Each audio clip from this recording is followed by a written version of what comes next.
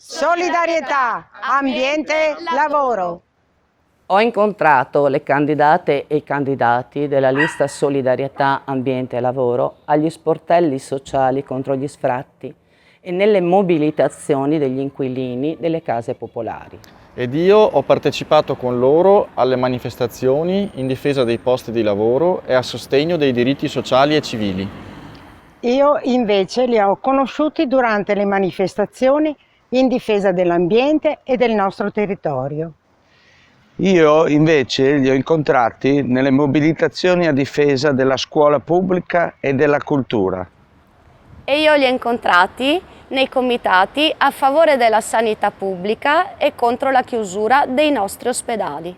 Per queste ragioni, alle elezioni regionali votiamo la lista Solidarietà, ambiente, lavoro. Agli sportelli sociali contro gli sfratti. A difesa della scuola pubblica e della cultura. In difesa dell'ambiente e del nostro territorio. E a sostegno dei diritti sociali e civili.